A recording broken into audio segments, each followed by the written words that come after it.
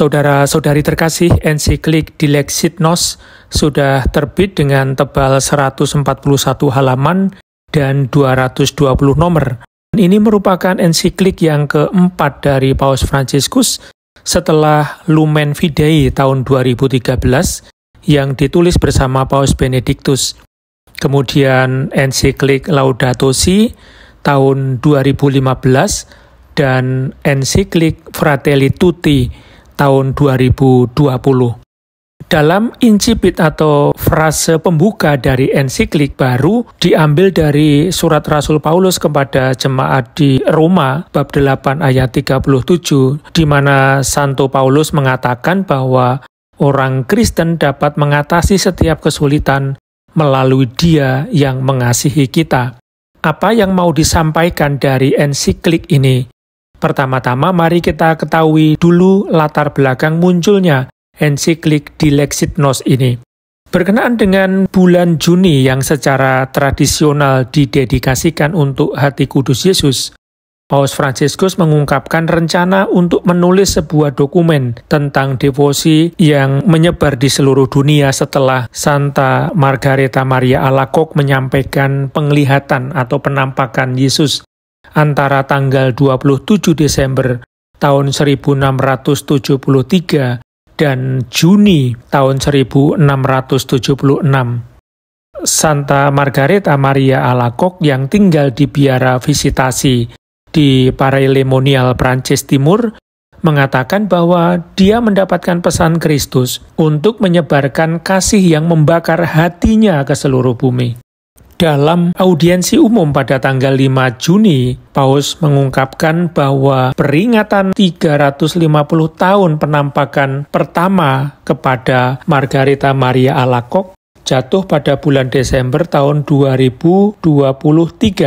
Beliau mengatakan bahwa acara tersebut menandai dimulainya periode perayaan yang akan berakhir pada tanggal 20 Juni tahun depan, yakni 2024. Inilah sebabnya mengapa saya dengan senang hati menyiapkan sebuah dokumen yang menyatukan refleksi berharga dari teks-teks magisterial sebelumnya dan sejarah panjang yang kembali kepada kitab suci dan mengusulkan kembali hari ini kepada seluruh gereja devosi ini yang penuh dengan keindahan spiritual. Saya percaya akan sangat bermanfaat bagi kita untuk merenungkan berbagai aspek kasih Tuhan yang dapat menerangi jalan pembaharuan gerejawi dan mengatakan sesuatu yang berarti kepada dunia yang tampaknya telah kehilangan hati. Pernyataan ini diungkapkan di tahun 2023. Beliau juga mengungkapkan, saya meminta Anda untuk menemani saya dengan doa selama masa persiapan ini, dengan maksud untuk membuat dokumen ini dapat dipublikasikan pada bulan September mendatang, yakni tahun 2024 ini. Tata Suci tidak memberikan alasan mengapa teks ini gagal dipublikasikan pada bulan September lalu. Tetapi sebagaimana kita tahu, pada bulan September kemarin, Paus mengadakan kunjungan apostolik ke Asia termasuk ke Indonesia. Mungkin ini yang menjadi alasan penundaan tersebut. Lalu pada tanggal 21 Oktober kemarin, kantor pers Tahta Suci mengumumkan bahwa dokumen tersebut akan dirilis pada tanggal 24 Oktober dalam konferensi pers dengan dua pembicara, yakni seorang teolog Italia, Uskup Agung Bruno Forte, dan juga Suster Antonella Fracaro, pemimpin murid-murid Injil, sebuah lembaga hidup bakti yang berpusat di Italia, yang terinspirasi oleh spiritualitas Santo Charles de Foucauld. Dalam pengumumannya pada bulan Juni, Paus menguraikan struktur dasar dokumen, dimulai dengan mendasarkan refleksi pada kitab suci, lalu kembali menggali ajaran magisterial Paus pada masa lalu tentang Hati Kudus, dan kemudian mengusulkan devosi Hati Kudus pada umat manusia di abad 21 ini. Teks-teks magisterial yang dimaksud oleh Paus antara lain adalah ensiklik Paus Leo ke-13 yang berjudul Annum Sacrum pada tahun 1899 Kemudian ada ensiklik Pius ke-11 pada tahun 1928 yang berjudul Miserentissimus Redemptor, dan kemudian juga oleh Paus yang sama, sebuah ensiklik diterbitkan pada tahun 1932 yang berjudul Caritate Christi Compulsi, lalu oleh Paus Pius ke-12 pada tahun 1956 ensiklik yang berjudul Haurietis Aquas. Kemudian surat Yohanes Paulus kedua pada tahun 1999 pada peringatan 100 tahun ensiklik Annum Sacrum. Dan kemudian yang terakhir surat Paus Benediktus ke-16 tahun 2006 yang menandai ulang tahun ke-50 dari ensiklik Haurietis Aquas. Lalu kalau kita melihat di dalam catatan kaki yang pertama, di Dilexit Nos ini sebenarnya terinspirasi oleh tulisan-tulisan Romo Diego Fares SY yang meninggal pada tahun 2022 pada usia yang ke-66 tahun. Paus mengatakan bahwa tulisan Fares yang belum sempat dipublikasikan mendorong banyak refleksi, sebagaimana dituliskan pada bab pembuka ensiklik tentang pentingnya hati. Dalam Dilexit Nos, Paus Fransiskus tampaknya menambahkan aspek kristologis di dalam ensiklik sosialnya Laudato Si dan Fratelli Tutti, yang dikritik oleh beberapa orang karena dianggap kurang menekankan aspek kristologis, seperti yang Paus ungkapkan sendiri dalam tulisannya. Dokumen ini dapat membantu kita melihat bahwa ajaran ensiklik sosial Laudato Si dan Fratelli Tutti tidak terkait dengan perjumpaan kita dengan kasih Kristus, tulis Paus. Itulah yang menjadi latar belakang ensiklik Dilexit Nos. Lalu yang kedua, apa yang disampaikan dalam ensiklik tersebut? Ensiklik ini dibagi dalam 5 bab, seperti yang Anda bisa lihat di sini. Berikut ini saya akan menyampaikan apa yang menurut saya menjadi poin-poin penting dari ensiklik ini. Tentu ini tidak bermaksud untuk menggantikan kita semua untuk membaca dokumen secara lengkap. Terutama karena harus diingat bahwa fokus dari ensiklik ini terletak pada spiritualitas dan juga mengingatkan terhadap intelektualitas iman yang berlebihan. Maka memerlukan sebuah refleksi atau meditasi yang mendalam dan menyeluruh. Pertama-tama, ensiklik ini dibuat untuk menjelaskan mengapa makna atau lambang hati masih sangat relevan hingga saat ini untuk mengungkapkan kasih Kristus. Ensiklik ini juga berbicara tentang pengertian hati. Mendefinisikan hati merupakan hal yang menantang karena arti atau istilah tersebut mungkin tidak tepat untuk menunjuk pada aspek sifat hakiki manusia yang paling dalam dan paling misterius.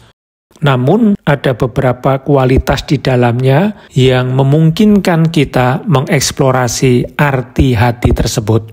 Yang pertama, hati sebagai lokus atau tempat timbulnya hasrat dan tempat pengambilan keputusan.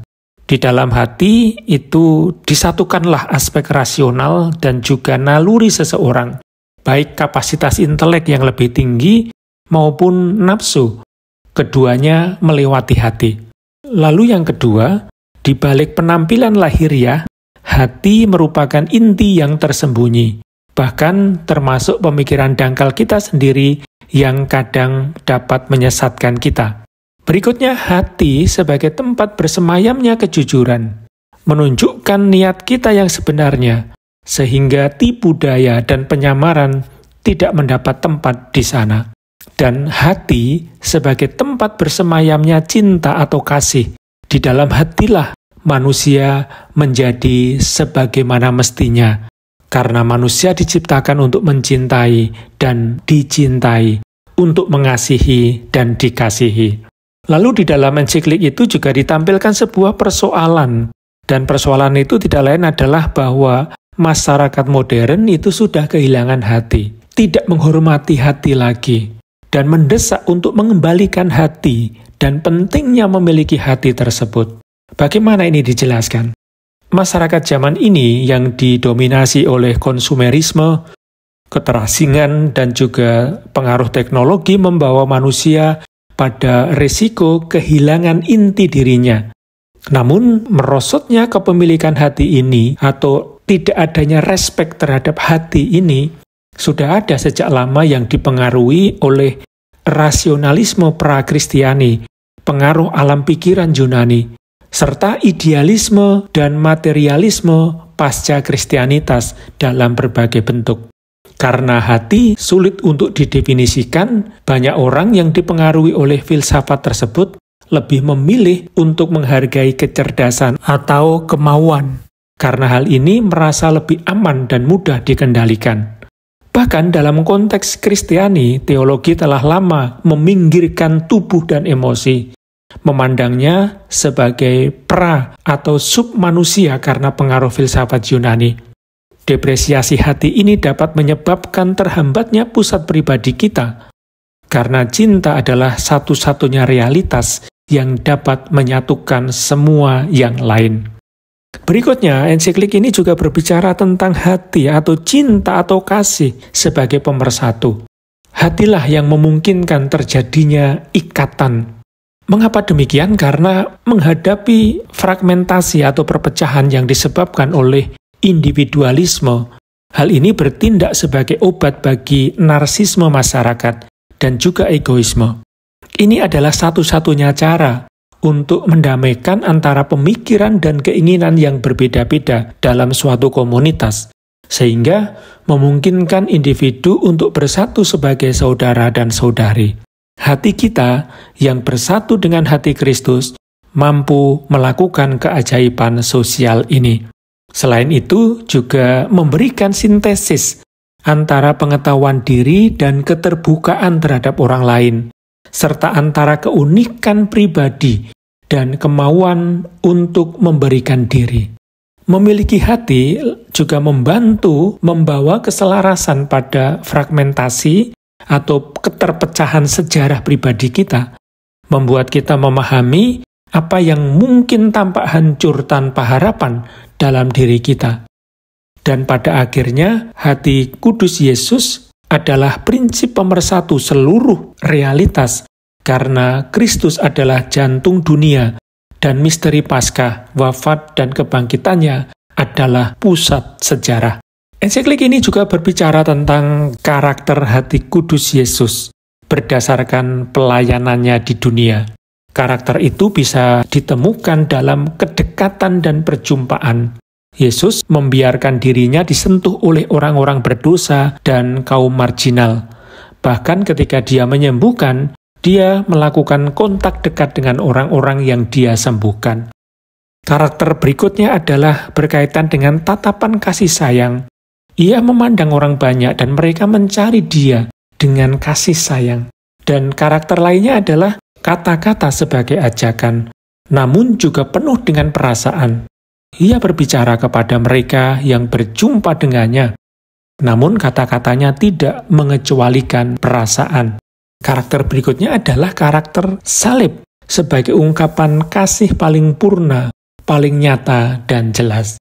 Lalu poin penting lain berbicara tentang devosi kepada hati kudus Yesus.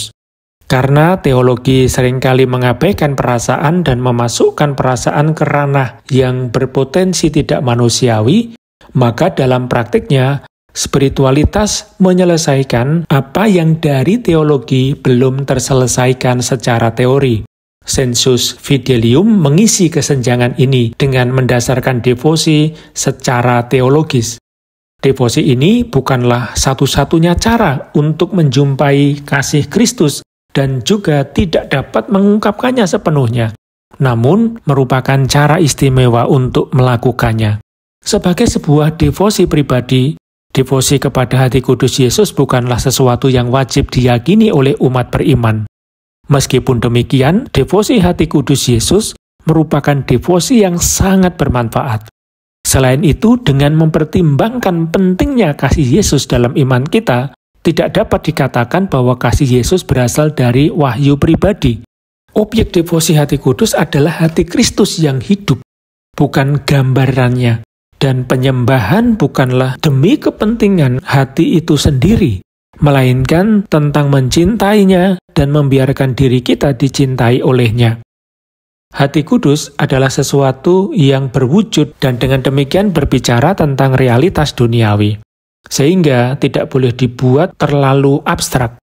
Dalam devosi hati kudus Yesus, dua arus rohani harus berjalan beriringan.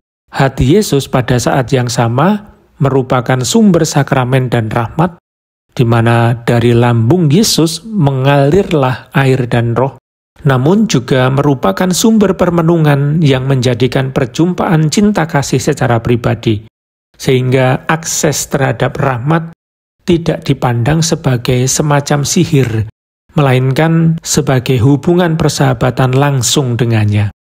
Selain itu, devosi hati kudus Yesus tidak mengalihkan perhatian atau memisahkan kita dari Yesus dan kasih-Nya, namun justru mengarah kepadanya dan pada kasih-Nya. Hati kudus Yesus bukan hanya peninggalan masa lalu, namun tetap bernilai hingga saat ini karena hati itu tidak pernah berhenti mencintai.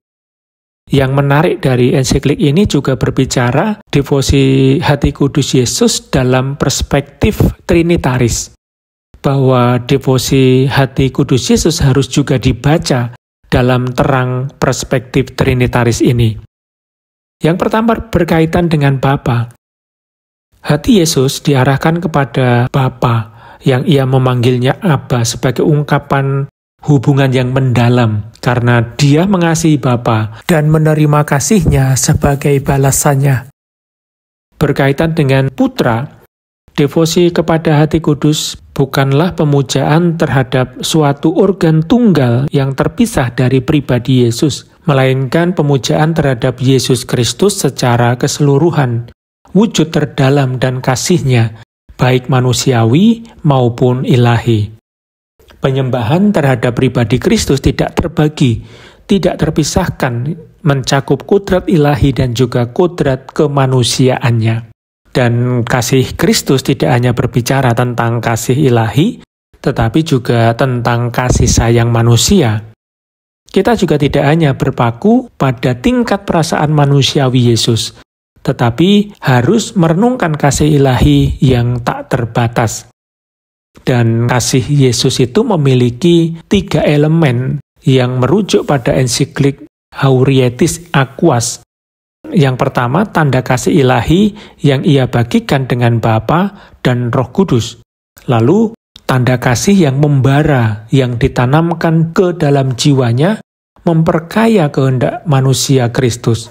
Dan yang ketiga, tanda kasih yang masuk akal atau rasional karena tubuh Yesus Kristus yang dibentuk oleh Roh Kudus berada dalam rahim perawan Maria, memiliki kekuatan penuh perasaan dan persepsi. Ketiga kasih tersebut tak terputus tetapi bekerja bersama-sama. Lalu yang ketiga, berkaitan dengan Roh Kudus, hati Yesus adalah mahakarya Roh Kudus, karena api Roh Kudus memenuhi hatinya dan menariknya kepada Bapa. Roh Kudus juga bekerja di dalam diri kita, membuat kita berseru Abba. Oleh karena itu, Yesus tidak ingin kita hanya tinggal di dalam Dia, namun karena didorong oleh Roh Kudus, kita harus memuliakan Bapa melalui Dia, bersama Dia, dan di dalam Dia. Ensiklik ini juga bicara tentang hati Maria, bahwa Maria adalah model atau contoh karena ia selalu merenungkan segala sesuatu dalam hatinya. Maka devosi kepada hati Maria tidak mengurangi apa yang menjadi hak Yesus, namun justru meningkatkannya.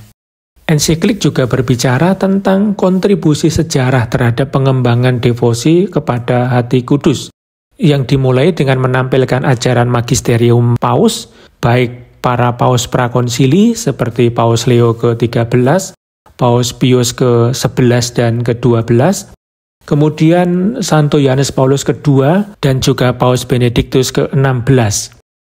Dan juga beberapa orang suci, para bapak gereja, para wanita suci pada abad pertengahan, Santo Ignatius dari Loyola, Santo Fransiskus de Sales, penampakan yang diterima oleh Santa Margarita Maria Alacoque, dan seterusnya.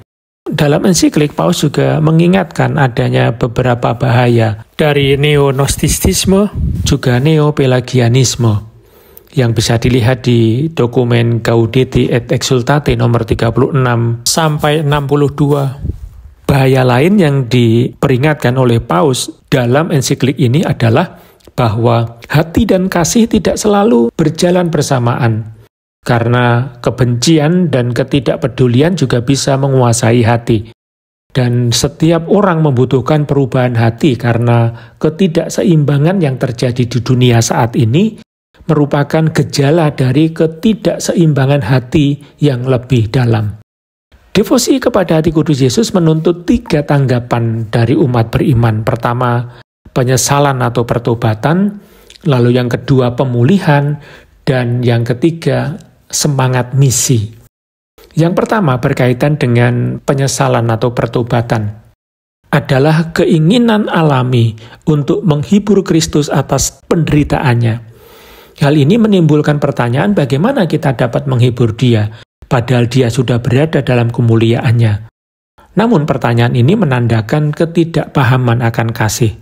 Selain itu, tidak mungkin untuk sepenuhnya memisahkan masa lalu dari masa kini. Yesus haus akan cinta kita, tetapi menurut penampakan Santa Margarita Maria Alacoque, Dia sedih karena Dia tidak menerima apapun selain ketidakpedulian sebagai balasannya. Dalam duka cita merenungkan penderitaan Yesus bagi kita mengakui segala dosa-dosa kita. Maka penyesalan bukanlah perasaan bersalah atau mengasihani diri sendiri, namun sebuah pengalaman pemurnian di mana kita membuka hati kita terhadap karya atau pekerjaan Roh Kudus. Dan ini bukan sumber kegelisahan, namun penyembuhan bagi jiwa. Dan apa yang muncul setelah kesedihan adalah kepercayaan penuh yang pada gilirannya memberikan penghiburan. Dengan berusaha menghiburnya, kita mendapatkan diri kita terhibur. Nah, setelah dihibur, kita dipanggil untuk pergi dan menghibur orang lain. Sama seperti hati Yesus yang tertikam menjadi sumber air hidup, demikian pula hati kita melalui Roh Kudus menjadi sumber air yang dapat diminum oleh orang lain. Penyesalan lalu mengubah perasaan kita dari kemarahan dan skandal atas kegagalan saudara-saudara kita menjadi tangisan atas dosa-dosa mereka. Hal ini mengembalikan kecenderungan alami kita untuk memanjakan diri kita dan tidak fleksibel terhadap orang lain, sehingga mengarahkan kita untuk berbelas kasih terhadap orang lain dan bersikap keras terhadap diri sendiri. Lalu yang kedua, tanggapannya adalah dengan pemulihan. Pemulihan hati kudus berarti bekerja sama dengannya dalam memulihkan kebaikan dunia, membangun peradaban cinta kasih, yaitu kerajaannya. Kita harus mengakui bahwa setiap dosa, terutama dosa yang merugikan sesama kita, berdampak pada gereja dan masyarakat secara keseluruhan dan merupakan dosa sosial. Kita bisa melihat pandangan Santo Yohanes Paulus II tentang struktur dosa dalam dokumen Sollicitudo Rei Socialis nomor 36. Pertobatan hati kita dan tanggapan terhadap kasih Yesus mewajibkan kita untuk mencoba memperbaiki struktur dosa tersebut. Sehingga pemulihan secara lahiriah saja tidak cukup. Pemulihan mewajibkan kita untuk memperbaiki hati kita yang terluka. Demikian pula, niat baik saja juga tidak cukup. Transformasi batin kita harus diungkapkan melalui tindakan nyata atau tindakan lahiriah. Bagian dari semangat pemulihan adalah memohon pengampunan, sehingga memulihkan hubungan, membuka kembali dialog, dan membangun kembali ikatan kasih. Karena Yesus menghormati kehendak bebas kita, Dia dengan sukarela membatasi perluasan kasih-Nya di dunia ini hanya pada kerjasama bebas kita.